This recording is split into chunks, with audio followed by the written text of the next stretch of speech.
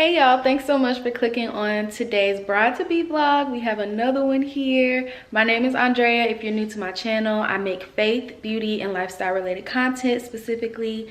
But through the past couple of months, I've been kind of like vlogging little pieces of the process of me preparing for my wedding, which is in October. So if you're new here, that's the kind of content I make, and I really hope you consider subscribing. So in today's video, we will be starting off another DIY project, which is making my wedding signs, like welcome to the wedding of.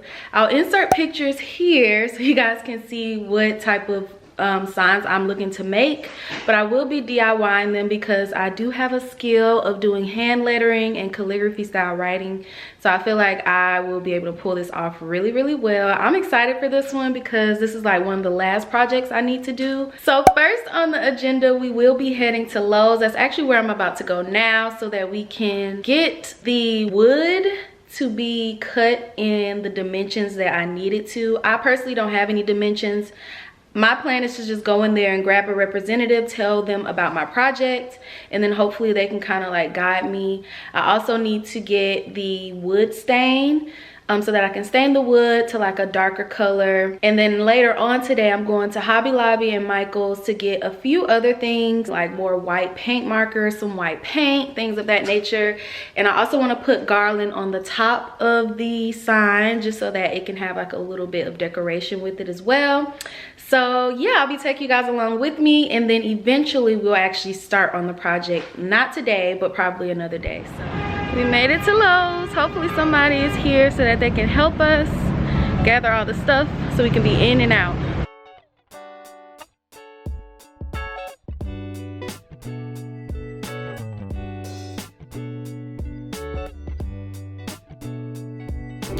Okay guys, so we found a representative that could kind of help us, and we located these two boards, but I kind of want them to be more rectangular, kind of similar to what this sign looks like. So we're either gonna take this long board and have them cut them into this size twice, or take these two boards and have them just kind of shorten them from the top a little bit. Either way, we're getting somewhere. So I'm trying to figure out if I even want to cut the board in that rectangular shape that I talked about. So right now I'm kind of just like imagining me using the board in the shape that it's in. And this might give me enough space to do what I need to do, because both of our names are kind of long on the longer side, so I might need this room. I think it'll be enough space. Yeah, it'll probably end up working out either way, or better with the square board versus the rectangle. Yeah. So I think I'm gonna keep them square, so hopefully it turns out good. Okay, so we made it to the wood stain aisle, and it seems like there's several different options. I have no idea which one I'm gonna pick, but I'm gonna take some time to go through all of the options. I definitely want a darker wood color, so that's pretty much what I'm looking for. So let's get to it.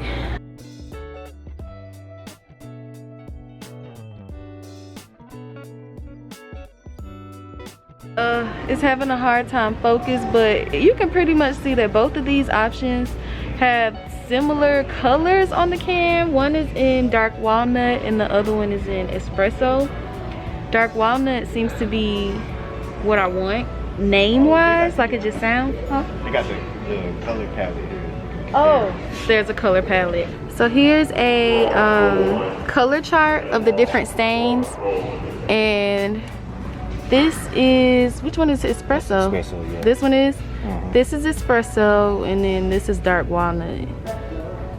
Both of them still look the same, but they definitely are different. So I'm gonna choose between one of these and come back and tell y'all which ones I get. Okay, you guys, so many minutes later, we were trying to find a, what do you call it? It's a staining pad. So we were trying to find a staining pad for the wood, but they don't seem to have what we were looking for. So we're just gonna use a rag when we get home. But as far as the stain color, I decided to go with dark walnut. I think it'll be a really good shade of brown so that I can,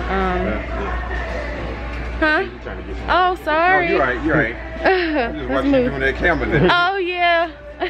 I'm doing a project. Oh, I just said doing the phone. Yeah, I'm filming a project. So yeah, I got dark walnut. I think it'll be a really good shade of brown.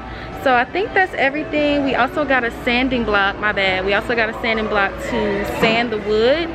So I think that's everything. We're gonna go ahead and head out.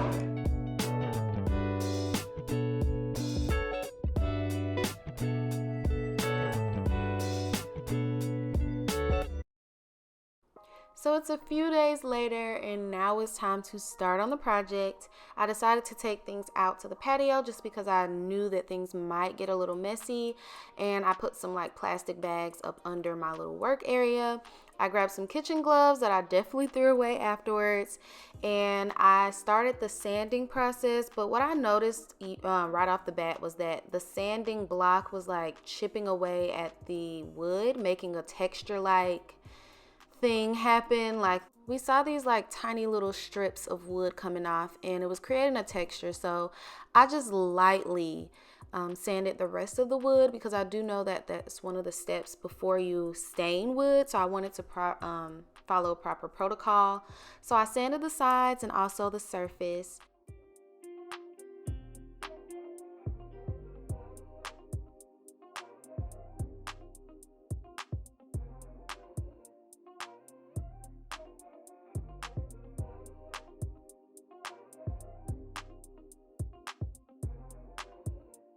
Shortly after, it was time to stain the wood. Like I said, I got this from Lowe's and it's in the color dark walnut.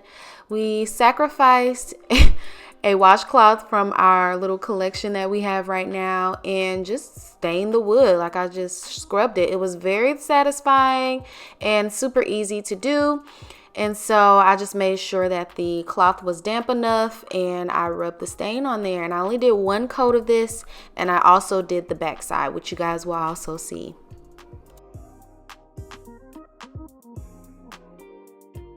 Make sure you also get the sides because at some point they will be visible as the sign sits on the easel or wherever you have it. So make sure you coat the sides with a little bit of that stain too.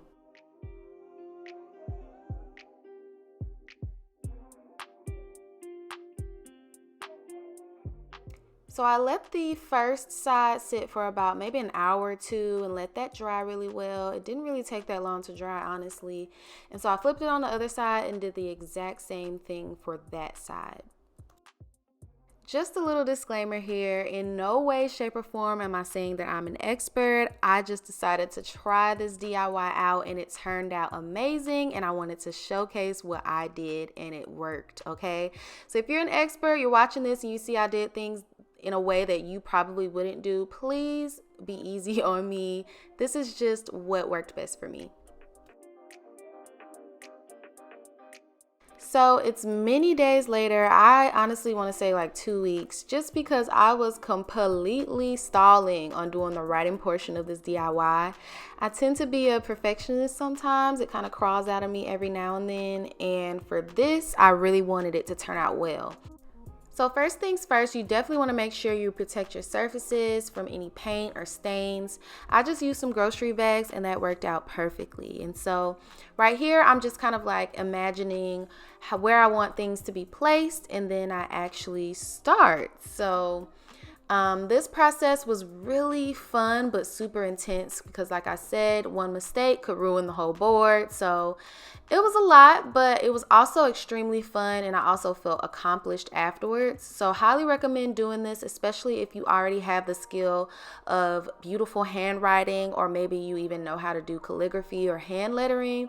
Then I highly recommend. And even if you want to challenge yourself, you can easily you look up YouTube videos, how to hand letter or how to write faux calligraphy, and plenty of examples and help will come up for you. And here's like a little 10-second clip of real time so you guys can see how slow I'm going. With the clips being sped up, it kind of gives an idea that like it took no time, when really it took a lot of time to just make sure everything went well.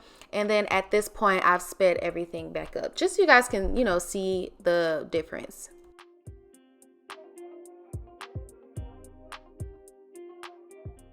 And this is where we are so far. When I tell y'all I stopped that night and didn't look back for like another 2 to 3 days. I was just like, this is so intense. But now we're moving on to the next step, which is to our forever. Some people say welcome to our beginning. I chose welcome to our forever. I just thought it was cuter.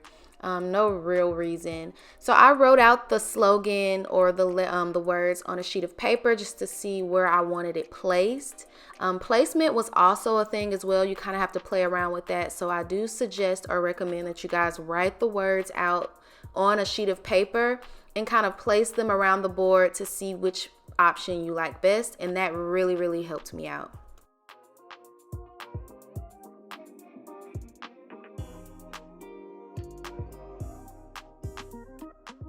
I called in a little backup for Jeremy to help me kind of like figure out where the middle of the board is. Weird, but I used 2 pens to kind of decipher where I wanted stuff to go. It worked. So this is something I recommend as well, just to kind of gauge, you know, where you want things to be placed, whether it needs to be off center or in the middle, and then also to kind of keep your writing straight as well. And so now switching gears, I didn't forget. That clip got deleted. This clip got deleted of me writing our names. So upset, but it is what it is. Pretty much did the same thing as the welcome portion at the top, and I'm doing faux calligraphy. Not sure if you guys noticed, but if you see the A portion of my name, that first A, it's a little white cast, and that's because I made a mistake and I used water to rub it away, and it left that white cast, that white shadow. So mistakes can't really be erased. It will be evident, so just keep that in mind as you're working on the board. However, if you do happen to make a mistake, using water and like a washcloth will work just fine.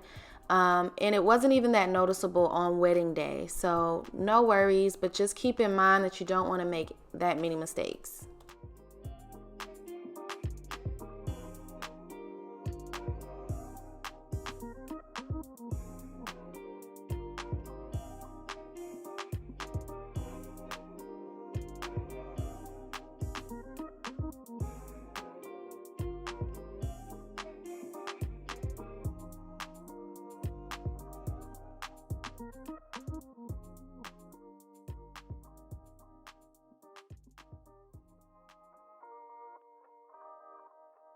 So right here, I'm trying to decide which way I would like to write the word and.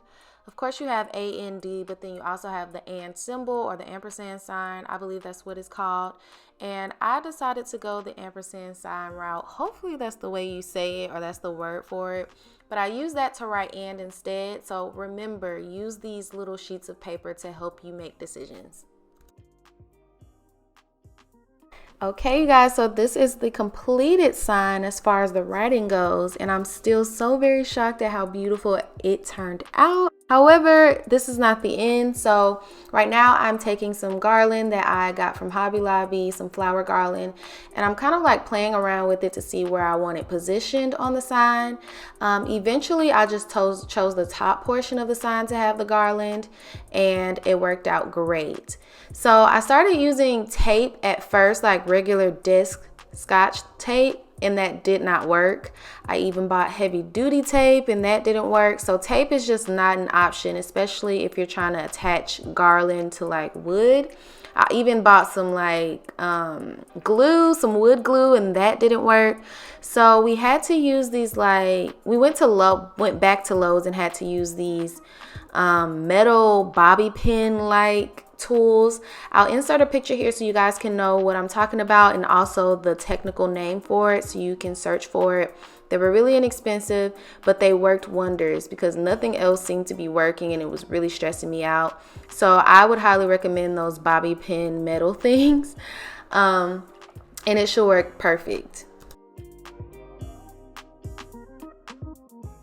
And I'll just let this footage roll of me taping the garland to the sign. Even though this isn't the actual way I secured it, it still kind of gives you an idea of the garland and how I placed it.